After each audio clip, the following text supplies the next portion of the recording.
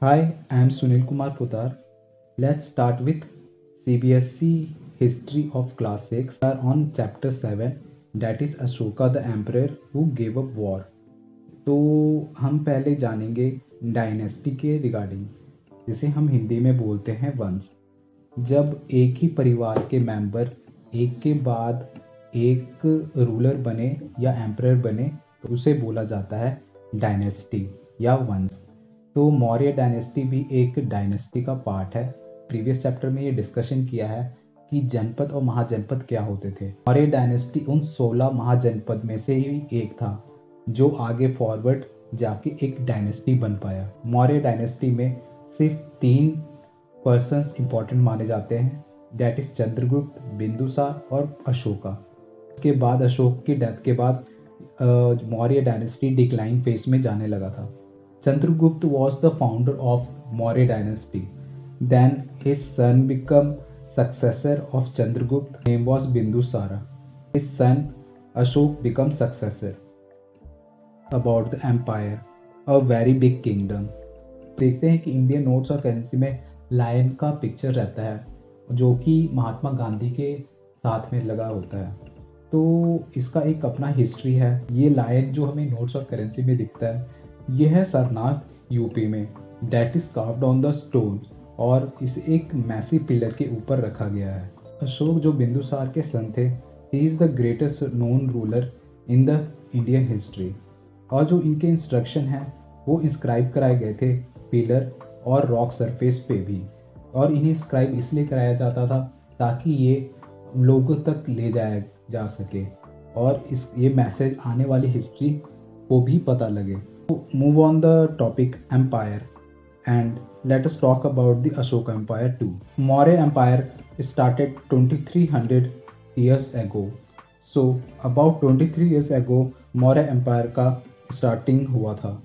अशोक ने लगभग पूरे एम्पायर पे रूल किया, फाउंड किया गया था उनके ग्रैंडफादर चंद्रगुप्त मौर्य द्वारा। अशोक को हमेशा सपोर्ट रहा और वो गाइडेंस में रहे चाणक्य और कौटिल्य जो कि एक वाइज मैन थे। उनका जो ओरिजिनल नेम था वो था विष्णु गुप्ता। चाणक्य ने ही वो फेमस बुक लिखी जिसे कहा जाता है अर्थशास्त्र। इसमें चाणक्य ने बताया वो आइडिया जिससे एक राजा या एम्परर अपने स्टेट को रन कर सकता है, उसे एडमिनिस्टर कर सकता है, कैसा वो वहाँ पे टैक्स रखे, किस टाइप की उसकी फोर्टिफिकेशन उसके राज्य की होनी चाहिए, किस टाइप की आर्मी उसे रखनी चाहिए, किस टाइप के लाइसेंस उन्हें अपने स्टेट के साथ रखने चाहिए, ये सभी के बारे में चाणक्य ने डिस्कशन किया है। इसके साथ उन्होंने बताया है कि स्पाई का भी क्या रोल होता है किसी राजा को राज्य चलाने के समय। Cities in the Ashoka empire, तो हम डिस्कशन करते हैं किस टाइप का शहर होता था अशोक एम्पायर में। तो यहाँ पे कैपिटल जो मेन होता था वो था पाटलिपुत्र, जहाँ पे एम्परर खुद रहता था, including there council of ministers था। देन तक्षशिला जो कि गेटवे था, नॉर्थ वेस्ट सेंट्रल एशिया का पार्ट भी इसमें इंक्लूड था जो कि तक्षशिला में आता था। उज्जैन को लीड किया गया था नॉर्थ से साउथ इंडिया तक। Now we will discuss about the people living in different areas. So people lived in above cities, ऊंचे जो शहरों में लोग रहते थे वो थे मर्चेंट जो कि टैक्स और ट्रेड से डील करते थे, ऑफिशियल्स जो एम्पायर रन करते थे, क्राफ्ट पर्सन्स जो कि इंस्क्रिप्शन क्राफ्ट किया करते थे। कई लोग विलेजेस में रहा करते थे जैसे कि फार्मर्स और हर्डर्स। फार्मर्स इरिगेशन करते थे, हर्डर्स चरवाहे होते थे। There were some people who lived in forest also जो कि सेंट्रल इंडिया में आता था। इसमें थे गैदरर जो कि फॉरेस्ट प्रोड्यूस पे डिपेंड होते थे, और हंटर्स होते थे जो कि एनिमल्स पे डिपेंड होते थे अपने फूड के लिए। तो अशोक एम्पायर में लैंग्वेज डिफरेंट बोली जाती थी डिफरेंट पार्ट्स ऑफ एम्पायर में, क्योंकि एम्पायर एक लार्ज एरिया होता था। उस टाइम पर लड़ाइयाँ लड़ी जाती थी किसी इलाके को जीतने में। सो ऑब्वियस है कि उस टाइम लैंग्वेजेस भी डिफरेंट होती होंगी डिफरेंट पार्ट्स ऑफ एम्पायर में। Food and clothes are different according to different parts of empire. हमने प्रीवियस चैप्टर में डिस्कशन किया था किंगडम्स के बारे में, जनपद और महाजनपद के बारे में। एम्पायर किंगडम से किस तरीके से डिफरेंट था। जो एम्पायर का रूलर होता है वो एम्परर होता है, और जो किंगडम का रूलर होता है वो किंग होता है। एम्पायर में ज़्यादा रिसोर्सेज की रिक्वायरमेंट होता है क्योंकि ये लार्जर होता है किंगडम से, जबकि किंगडम में कम रिसोर्सेज की रिक्वायरमेंट होती है क्योंकि ये एम्पायर से छोटा होता है। एम्पायर में बिग आर्मीज की रिक्वायरमेंट रहती है ताकि वॉल्स और फोर्ट्स को प्रोटेक्ट किया जा सके, क्योंकि ये लोगों की सिक्योरिटी के लिए एक इम्पॉर्टेंट कंसर्न होता है। जबकि किंगडम में आर्मीज की इतनी रिक्वायरमेंट नहीं होती है क्योंकि जो किंगडम होता है वो एम्पायर से छोटा होता है, तो उसकी जो फोर्टिफिकेशन है वो according to size of the king area पे डिपेंड होता है। So army was not a major concern in the kingdom. और जो एम्पायर में हमें ऑफिशियल्स की रिक्वायरमेंट हो रहती है क्योंकि एम्पायर एक लार्ज एरिया होता है, तो यहाँ पे हमें ऑफिशियल्स की रिक्वायरमेंट होती है जो कलेक्ट कर सके टैक्सेस फॉर द एम्परर। जबकि किंगडम में हमें कम और ना के बराबर ऑफिशियल्स की रिक्वायरमेंट होती है क्योंकि किंग का एरिया मैनेजेबल होता है 4 से ऑफिशियल्स के साथ। Now we will move on the topic ruling the empire. तो एम्पायर क्योंकि लार्ज होता था और यहाँ पे डिफरेंट पार्ट्स को अलग तरीके से चलाया जाता था, तो इसमें पाटलिपुत्र का डिस्कशन हम कर सकते हैं मौर्य एम्पायर में। तो ये जो एरिया होता था ये डायरेक्ट कंट्रोल में होता था एम्परर के। इसमें ऑफिसर्स भी इम्पोर्टेंस रखते थे जो कि कलेक्ट करते थे टैक्सेस एम्परर के लिए, और ये जो कलेक्ट टैक्सेस करते थे वो करते थे फार्मर से, हर्डर्स से, क्राफ्ट पर्सन से, ट्रेडर्स से, और जो लोग विलेजेस में रहते हैं और टाउन्स में रहते हैं। अर्लियर हमने डिस्कशन किया था। और ये पनिश भी क्या करते थे जो रूलर्स के ऑर्डर्स को या प्रोटोकॉल्स को ओबे नहीं करता था।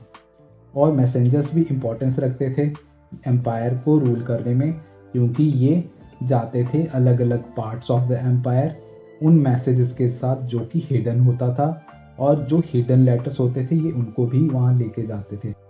चाणक्य ने डिस्कशन किया है अर्थशास्त्र में स्पाई के रिगार्डिंग भी। तो एम्पायर रूलिंग करने में स्पाई का भी इम्पोर्टेंट रोल होता था। वो देख रेख करता था और नज़र रखता था मैसेंजर्स और ऑफिशियल्स के ऊपर ताकि वो कोई रिवॉल्ट ना खड़ा कर दे अलग पार्ट्स में एम्पायर के। एम्पायर को रूल करने में एम्परर का मेन रोल होता था। So emperor is like a king जो सुपरवाइज करता था स्पाई, मैसेंजर, ऑफिशियल्स को, अपने एम्पायर के अलग अलग कैपिटल्स को, with the help of royal family members and their senior officials and council of ministers के साथ।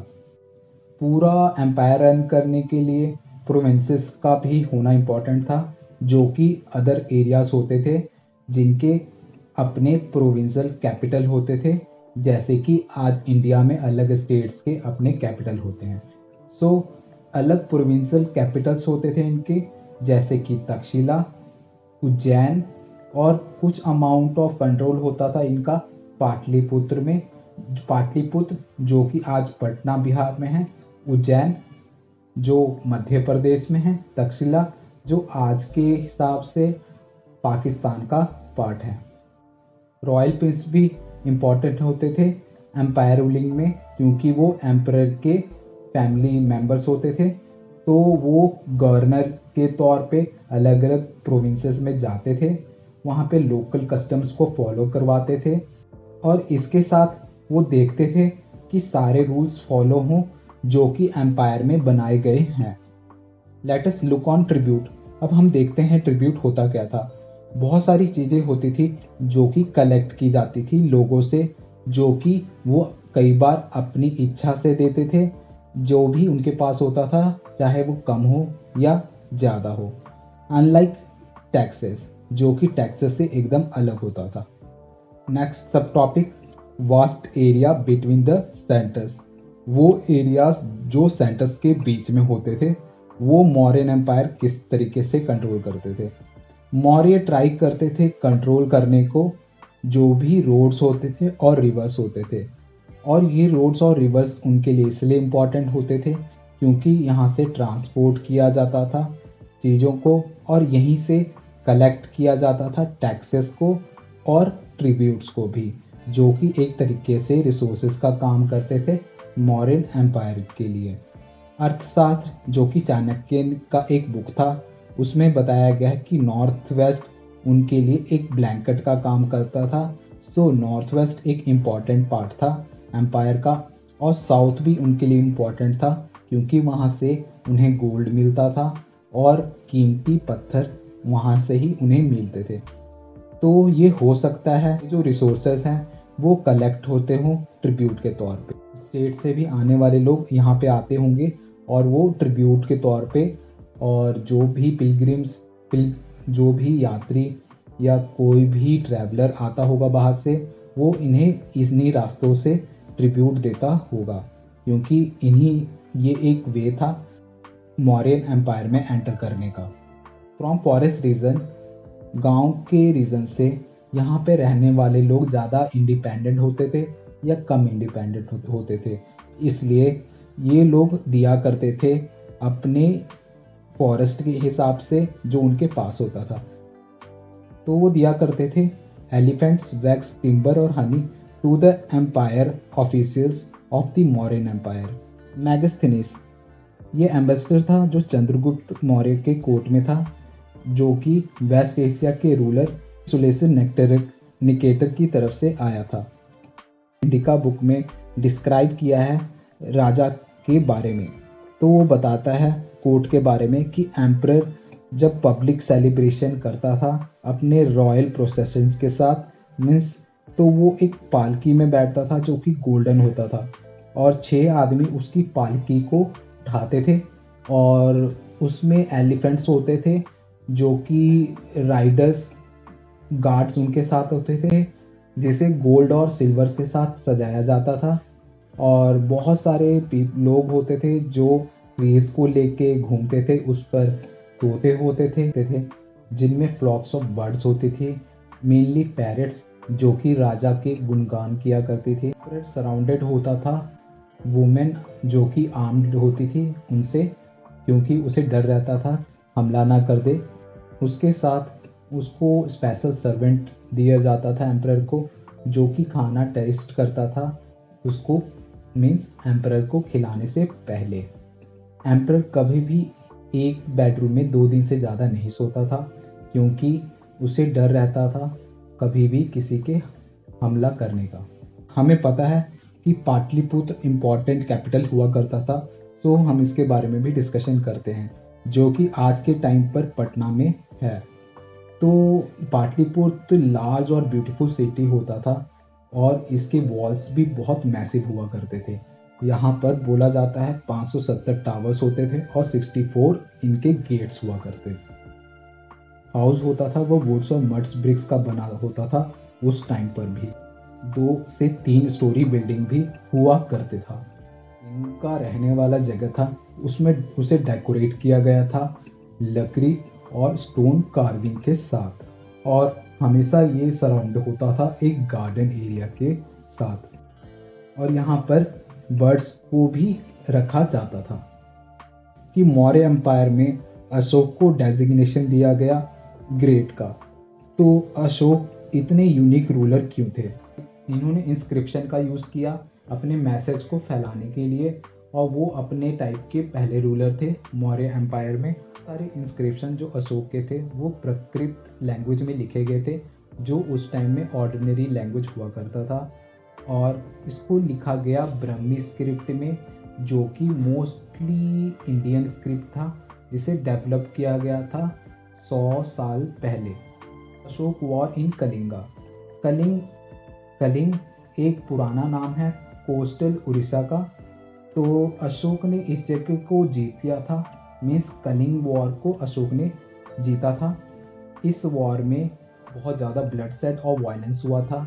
इसको देख के उनके मन में कुछ चेंजेस आया, और इसी मोमेंट वो बहुत ज़्यादा हॉरिफाई हो गए, और इसी समय से उन्होंने डिसाइड किया था कि अब वो दोबारा लड़ाई नहीं लड़ेंगे। He was the only king who gave up the war even after winning. तो कलिंग वॉर के बाद अशोक ने डिसाइड कर लिया था कि वो अब दोबारा वॉर नहीं लड़ेंगे। So we will discuss about Ashok Dhamma. Ashok बहुत ज़्यादा इंस्पायर हुए थे बुद्ध की टीचिंग से, तो डिसाइड किया था कि वो इंस्ट्रक्ट करेंगे उनके सब्जेक्ट्स को। धाम कभी भी इन्वॉल्व नहीं हुआ भगवान के पूजा को लेकर या किसी सेक्रीफाइस या परफॉर्मेंस को लेकर। तो अशोक ने धम्म महामता का निर्माण कराया। तो उन्होंने ऑफिशियल्स बनाए जो कि हायर किए गए थे अशोक द्वारा, जो अलग अलग जगह पे जाकर प्लेस पे जाकर टीच करते थे लोगों को अबाउट धम्म मीन्स धर्म के बारे में, वो उन्हें बताते थे। बुद्ध भी एक थिंकर थे और वो अपने लाइफ के लेसन्स को बोलते थे कि खुद सोचा जाए। तो बहुत सारे कुछ ऐसे प्रॉब्लम्स थे जो अशोक को भी दुविधा में डालती थी या सोच में डालती थी। बहुत सारे प्रॉब्लम्स अशोक के लिए भी थे जो उन्हें चिंतित किया करते थे। बहुत सारे जो रिलीजन थे एम्पायर में वो कैसे उन्हें हैंडल करे, और जो स्लेव्स और सर्वेंट्स का इल ट्रीटमेंट होता है वो ऐसा क्यों है, और जो लड़ाइयाँ होती है फैमिलीज़ में और अपने नेबर के साथ वो उन्हें कैसे हैंडल करे, और एनिमल सेक्रीफाइस क्यों किए जाते हैं। और वो जानना चाहते थे इन्हें सॉल्व करने के तरीकों को और वेरियस प्रॉब्लम्स जिसको हैंडल करने में जो उनके ड्यूटीज़ में बाधा बनती है। अशोक ने अपने मैसेज को इंस्क्राइब कराया वॉल्स पर और पिलर्स पर, और उन्होंने अपने ऑफिशियल्स को इंस्ट्रक्ट किया कि वो इस मैसेज को फैलाएं लोगों तक, इवन जो लोग पढ़ और लिख नहीं पाते थे। इसके साथ उन्होंने बहुत सारे मैसेंजर भेजे to spread their ideas of dhamma to other lands as well. दूसरे लैंड्स पर भी उन्होंने इनको भेजा, जैसे कि सीरिया, इजिप्ट, ग्रीस और श्रीलंका। इसके साथ उन्होंने बनाए रोड्स और डग वेल्स, और उन्होंने बिल्ड किया रेस्ट हाउसेस, और उन्होंने अरेंज किए मेडिकल ट्रीटमेंट दोनों के लिए, इंसानों के लिए और जानवरों के लिए भी उनका उन्होंने निर्माण करवाया। In this chapter we will learn about the Rampurva bull. तो ये एक फाइनली पॉलिश स्टोन स्कल्पचर है, इसका मॉरिन पिलर, जो कि पाया गया है रामपुरवा बिहार में। ये आज के टाइम पे राष्ट्रपति भवन में है। इसकी इम्पोर्टेंस को समझ सकते हैं। Now we will talk about the great wall of China, जो कि सेम टाइम पर Mauryan empire that is 2400 years ago बनाया गया था। जो एम्परर थे चाइना के, उन्होंने इसे बिल्डअप किया था। इसे वो प्रोटेक्ट करना चाहते थे अपने नॉर्थन फ्रंटियर को एम्पायर के, ताकि वो पेस्टरल पीपल मीन्स टेजर्स और कंट्री साइड से आने वाले लोगों से बचा सके। तो उन्होंने इस कंस्ट्रक्शन में वॉल का निर्माण किया गया था 2000 ईयर्स पीरियड अगो, ताकि जो एम्पायर के फ्रंटियर्स हैं उनको शिफ्ट होने से रोका जा सके। और इसे 6400 किलोमीटर लंबी दीवार से बनाया गया, और जो वॉल का निर्माण किया गया वो स्टोन के हेल्प से और ब्रिक्स के हेल्प से किया गया, और टॉप पर एक रोड बनाया गया। 1000 से भी ज़्यादा लोग इसमें लगे इस वॉल को बनाने में। और along there is a watch tower about 100 to 200 metre means 100 और 200 मीटर के अंदर में वॉच टावर भी ऊपर बनाए गए थे। Look ahead of the Mauryan empire, कि मॉरिन एम्पायर के बाद का टाइम कैसा रहा। तो अशोक की डेथ के बाद मॉरिन एम्पायर लगभग कोलैप्स करने लगा था और डिक्लाइन फेज में था 2200 ईयर्स अगो।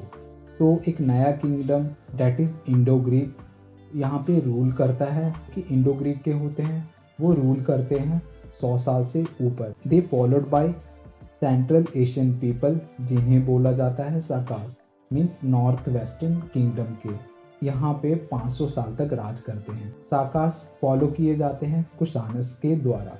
साकास को हराता है गुप्त किंग्स के द्वारा, मीन्स गुप्ता एम्पायर का रूल आ जाता है 1700 ईयर्स पहले। इन नॉर्थ और सेंट्रल इंडिया में जनरल होते हैं। पुष्यमित्रा शुंगा वो एक किंगडम स्टार्ट करते हैं, डेट इज शुंगा, और ये फॉलो किए जाते हैं दूसरे डायनेस्टी जिन्हें जाना जाता था Kanvas. And western part of India Sakas rules and fought battle with the Satavahana of the west and central India. ये लगभग 400 साल ऐसे ही चलता है और इस्टेब्लिश होता है 2100 ईयर्स एगो। तो साउथ इंडिया में चोलास, चेरास और पांड्यास उस टाइम पर रूल किया करते थे। I wish my explanation in this video helps you out, so like my video, subscribe it and press the bell icon for the further notification. Thank you and have a nice day.